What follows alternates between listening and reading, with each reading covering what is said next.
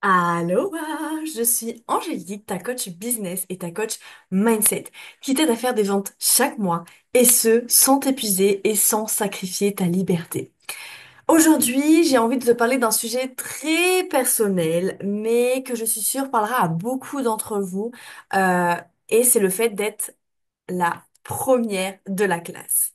Pendant longtemps, à l'école, depuis toute petite, j'ai toujours été, vous savez, la bonne élève, celle qui rend ses devoirs à l'heure, celle qui essaye d'avoir des bonnes notes, celle qui apprend ses leçons par cœur, celle qui fait tout pour plaire aux profs, à ses parents, celle qui rentre dans les cases, vous le savez, le fameux rentrer dans les cases, celle qui décroche les félicitations, etc.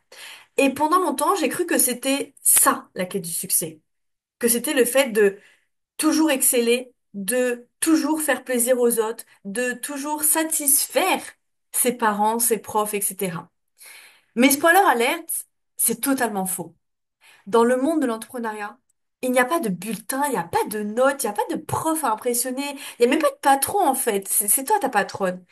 Et au début, ça m'a complètement déstabilisée. Ça m'a tellement chamboulée parce que j'étais pas habituée à ça. Parce que j'avais plus personne à qui rendre de compte en fait. Et ça a été un petit peu un choc. Parce que l'entrepreneuriat ne récompense pas les bonnes élèves. Je le répète parce que c'est hyper important et vous allez comprendre où je veux en venir. Mais l'entrepreneuriat ne récompense pas les bonnes élèves. Quand j'ai lancé mon business, j'ai gardé ce réflexe de faire les choses comme il faut. Lire tous les livres, regarder toutes les vidéos, toutes les formations gratuites, consommer le plus de contenu gratuit, attendre d'avoir tout bien préparé avant de me lancer. Mais pendant que je me préparais, pendant que j'attendais d'être parfaite, d'autres osaient. Et qu'est-ce qui se passait? Ben, elles réussissaient. Je voyais mes concurrents, entre guillemets, mes concurrents, oser, passer à l'action et avoir des résultats. Pendant que moi, j'étais en train de me dire, ah, mais je comprends pas, j'ai tout essayé, j'ai tout fait, je suis passée à l'action, mais j'ai pas de résultats. Mais même parce que, soit je passais pas à l'action parce que, j'essayais d'être parfaite, soit je passais à l'action, mais pas trop non plus. Juste un tout petit peu, histoire de faire genre, mais pas trop parce que bon, il faudrait pas trop réussir, il faudrait pas trop dépasser les règles. Et ça m'agaçait, ça me frustrait parce que je les voyais réussir alors que j'avais l'impression que, ben, moi je préparais énormément, je me préparais, j'avais pas de résultats. Elles se préparaient un tout petit peu et pourtant elles avaient des résultats. Et encore, c'est ce que je voyais, on ne voit pas tout. Instagram n'est pas la réalité. Et en même temps, ça m'intriguait, ça m'interrogeait. Et un jour, j'ai entendu cette phrase que je vais vous répéter 2 fois tellement elle est puissante. Être la première de la classe, c'est vouloir l'approbation. Être entrepreneuse, c'est apprendre à s'en passer. Je le répète parce que c'est puissant. Être la première de la classe, c'est vouloir l'approbation des autres. Être entrepreneuse, c'est apprendre à s'en passer. Bam! Déclic, prise de conscience. Notez-la vraiment. Ce que j'ai dû déconstruire pour réussir. Il y a environ 3 choses que j'ai dû déconstruire. La première chose, c'est mon fameux syndrome de l'imposteur. Mon syndrome de l'imposteur qui était de cacher derrière ce fameux perfectionnisme de il faut que tout soit parfait avant de me lancer. Parce que si je me trompe, c'est que je suis une imposteur, une impostrice. C'est que j'ai pas le droit à l'erreur. Deuxième chose que j'ai dû déconstruire, c'est la peur de l'échec. Parce qu'on nous a toujours appris que faire une erreur, c'est égal à avoir une mauvaise note. Dans notre contrôle, on faisait des erreurs, notre note, elle baissait. Et on nous a appris qu'avoir de mauvaises notes, justement, c'était pas bien. C'était limite être nul, entre guillemets. C'était être la dernière de la classe. Et troisième chose que j'ai dû déconstruire, c'est la croyance de il faut travailler dur pour réussir. On nous a longtemps fait croire que pour réussir, il fallait travailler dur, il fallait faire 35 heures, voire 50 heures par semaine. Sauf que, et c'est ce que j'apprends dans mes accompagnements, tu peux réussir. Évidemment, il faut passer un minimum à l'action, hein. Dans mes accompagnements, t'as des plans d'action, t'as des exercices, t'as des choses à mettre en place.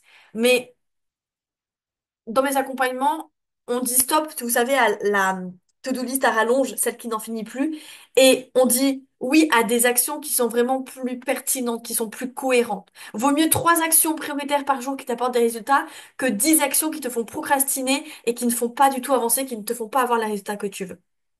Et vous restez bien jusqu'à la fin parce que j'ai un cadeau pour vous. Et tu sais ce que j'ai compris? En business, on apprend en faisant, on apprend en passant à l'action, en étant dans la stratégie, en étant dans le terrain, pas dans la théorie. Et surtout, on apprend en passant à l'action, pas en étant sage, pas en étant la petite fille sage qui reste dans son coin, qui fait pas trop de vagues, pas trop de bruit. Et surtout, j'ai compris que bah, la réussite, ce n'est pas de faire parfait, c'est pas d'être parfaite, mais c'est d'avancer même avec le doute. C'est d'avancer avec ce truc de vaut mieux fait que parfait. Vaut mieux fait que parfait. Par contre, il y a certaines choses que j'ai gardées de la fameuse première de la classe qui me servent beaucoup là en tant qu'entrepreneuse. Des choses que j'ai gardées mais que j'ai, comment dire, améliorées, que j'ai mis à ma sauce pour en faire une force. C'est que grâce à ce côté première de la classe, je suis capable de discipline. Je sais me fixer des objectifs. Je ne fais pas les choses à moitié. Je vais jusqu'au bout dans mes projets, dans mes actions. Et je persévère. Persévère. Je n'arrive pas à parler français. Je persévère. Et maintenant, j'aimerais finir cet épisode de podcast en te partageant trois conseils. Trois conseils que j'aurais aimé entendre plus tôt. Premièrement, tu n'as pas besoin de prouver à qui que ce soit que tu es légitime, que tu es la bonne personne. Parce que la seule personne que tu dois convaincre, c'est toi. Personne d'autre. Juste toi. Deuxième chose, fais les choses même si c'est pas parfait. Car ça ne le sera jamais. Le temps que tu perds à courir derrière le perfectionnisme, c'est du temps que tu perds à attirer des clients, à travailler avec des clients, à faire plus de CA, à être libre, à profiter, à être, à faire. Et troisième chose, apprends à désobéir. Apprends à désobéir un peu et à casser un petit peu les codes, les règles. Car c'est la meilleure façon de créer un business qui te correspond. C'est la meilleure façon de créer quelque chose d'unique, qui te ressemble à 100%. Petite conclusion rapide. Si j'ai bien compris une chose en 4 ans d'entrepreneuriat, c'est que ma plus grande liberté, c'est de créer mes propres règles. Je le répète parce que c'est hyper important. Ta plus grande liberté, c'est de créer tes propres règles. Tes propres règles du jeu. Parce que l'entrepreneuriat, c'est pas une course, c'est pas censé être quelque chose de douloureux. L'entrepreneuriat, c'est un jeu. Et tu es l'actrice numéro 1 de ce jeu. Si tu en as marre aujourd'hui d'être la bonne élève, d'être la petite fille parfaite, et que tu veux enfin te créer un business rentable selon tes propres règles, que tu veux enfin euh, te créer un business rentable que tu crées selon tes envies, selon tes valeurs, selon tes règles à toi, un business rentable qui t'apporte des ventes régulières chaque mois, un business où tu te sens confiante, où tu te sens légitime, où tu te sens libre surtout et sereine, eh ben j'ai un cadeau pour toi. Je te mets dans la description de cette vidéo un lien pour réserver un appel gratuit avec moi. C'est un appel, un coaching individuel de 30 minutes pour que je vienne te donner un petit peu des coups de pied aux fesses, que je t'aide à savoir quelles sont les actions qui sont pertinentes pour toi.